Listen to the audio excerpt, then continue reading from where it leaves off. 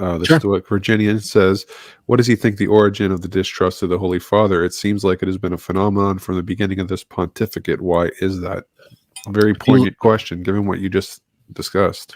if you look at the beginning of this pontificate, what happened was immediately the news portrayed Pope Francis as a liberal who was here to overturn church teaching from day one. And for a while, Catholics on the whole weren't really buying it.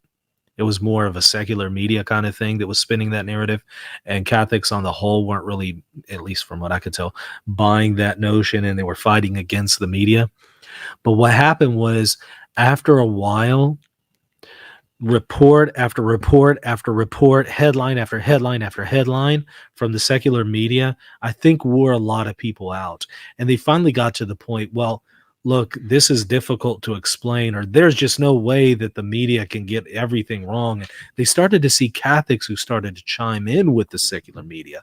And it just developed. We developed 10 years of conditioning from Yeah. headlines originating in the secular world, but then spilling over into Catholic headlines that just says nonstop every single day, every hour of every day, every minute that you scroll through on Facebook and Twitter, you're just seeing post after post, headline after headline for every single day for years and years and years.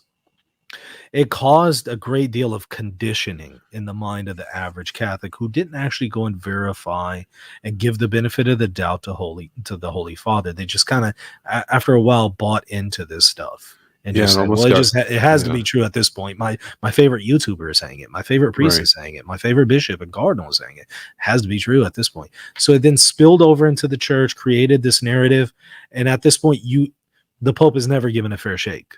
There's Yeah. nothing he could say or do that will overturn the skeptic's mind Yeah. unless the skeptic is willing to reevaluate the positions that they've adopted and have an entire paradigm shift. He can't say anything clear enough to the liking of the skeptics and critics. They can take a headline.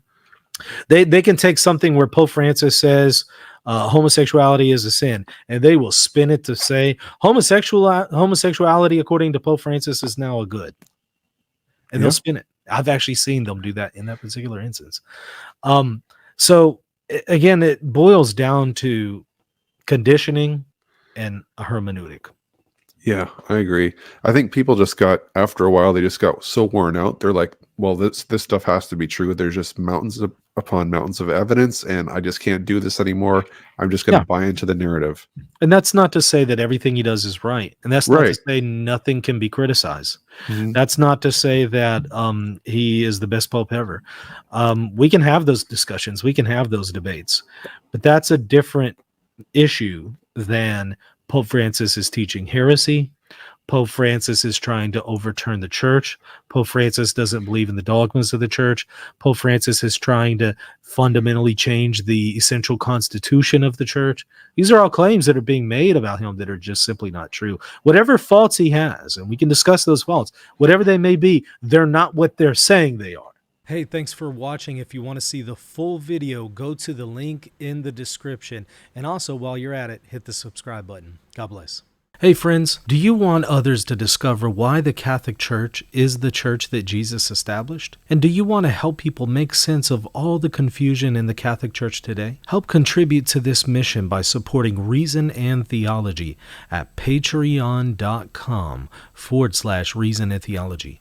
By doing so, you'll also get access to exclusive content for patrons only. Also, if you want to deepen your faith, there are free ebooks and even courses that you can sign up for by visiting reason.podia.com.